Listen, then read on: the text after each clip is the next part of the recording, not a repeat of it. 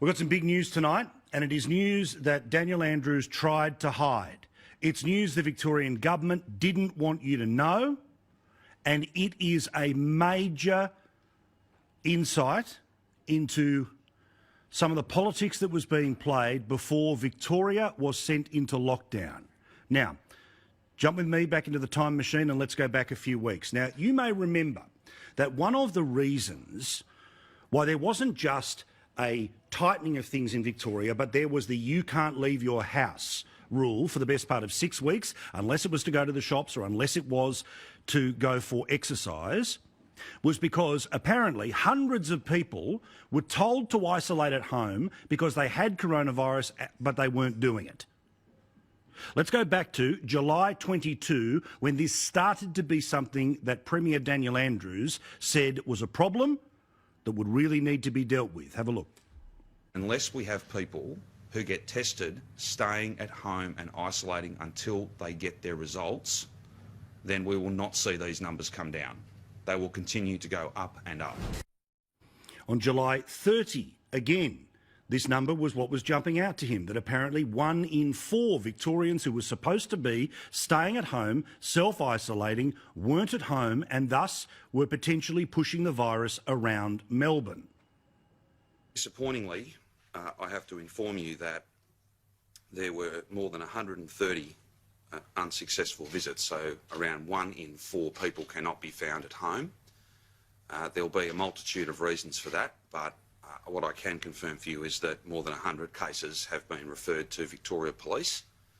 It is simply unacceptable for you to have this virus and not be at home. If you're out doing other things, there may be a handful who are out getting some fresh air.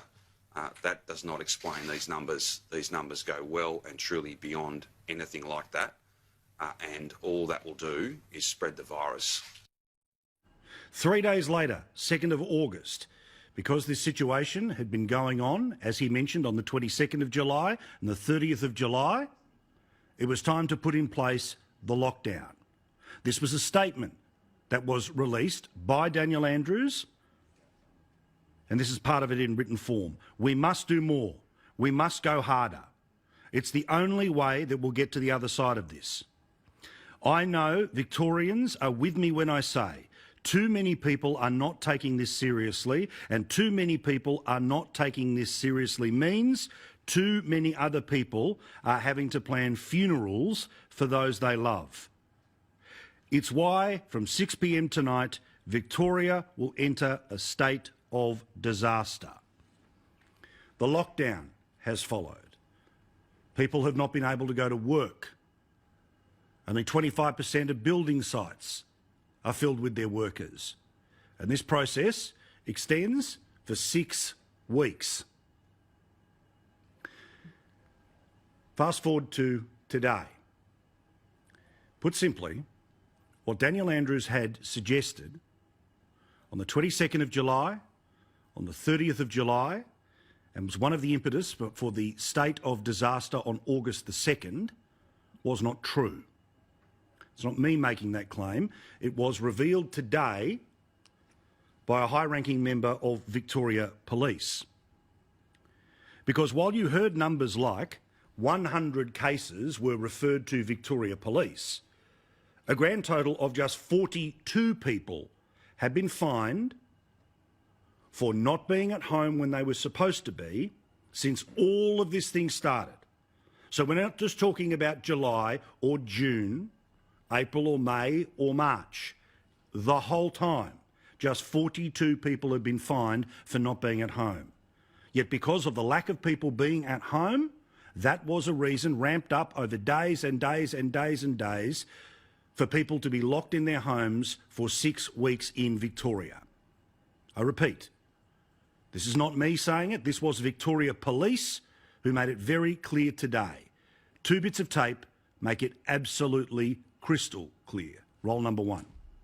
In terms of compliance checks undertaken since we commenced this COVID operation, we have conducted checks on over 297,770 people, places and businesses. For breaching isolation, we have issued 42 fines. So remember, the Premier was back there saying on the 30th of July that 100 cases needed to be investigated by police. Of all of the things that have happened in Victoria, the total number of people who have been fined for not being at home when they were supposed to because of the virus, because they are suspected of having it or had it, are just 42. August the 2nd is when the Premier makes it clear that this constant problem of up to a quarter of people who were supposed to be home not being at home is the justification, not for heavy restrictions. The cases alone were clear. The deaths were happening, the cases were rampant, all in part because of, as we know, the failures of the Victorian government and hotel quarantine. But when the justification for nobody can leave their house because we can't trust the people who are leaving their house, this answer from the high-ranking member of Victoria Police today, something that the Premier and his media team hoped we would miss. Turn up your television, listen to the question, listen to the answer. For the most part, the community's been outstanding. The community compliance is outstanding. So 42 people have been fined for not isolating? Yes. Out of more than 29,000 spot checks? Yep. So the Premier a few weeks ago said that his data showed, because of the door knocks, about 1 in 4 Victorians weren't isolating. It's clearly a lot lower than 1 in 4, you would say? Yes. Yeah. Why was that the case? Because people had a reason. There was a reason why they weren't home. Yet these reasons weren't either being policed well enough or were being ignored by people who wanted to go to stage 4, to lockdowns, to curfews. Again, the police officer explains why, despite the fact that, again, way back when the supposed 100 cases that were sent off resulted in just 42 people for the entire state of Victoria, for the entire time of the pandemic, since it came our way from Wuhan, China in January. There's a range of reasons people can leave their homes. It could be for medical supplies, it could be for medical attention. So when we've been dealing with the people and we are inquiring into the matter, the reasons they're providing for us were in accordance with the CHAR directions. Now, I have no doubt that just as it is with hotel quarantine, Daniel Andrews will somehow be able to dance out of it.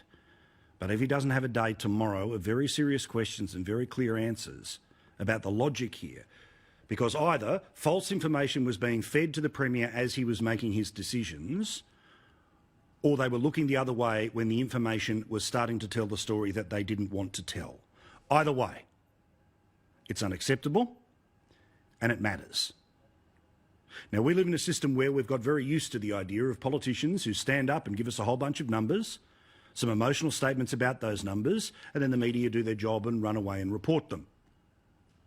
When you don't come on to later say that those numbers were wrong, then faith in the announcements being made from the podiums at the state level, well, it starts to fall.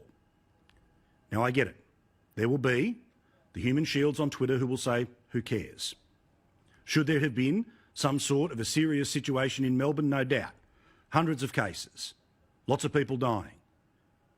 But the curfew that means it is illegal to leave your home after 8 p.m. at night in an Australian capital city, the first time in our lifetimes that this has ever been the case, the justification for it has seemingly been built on very, very loose sand.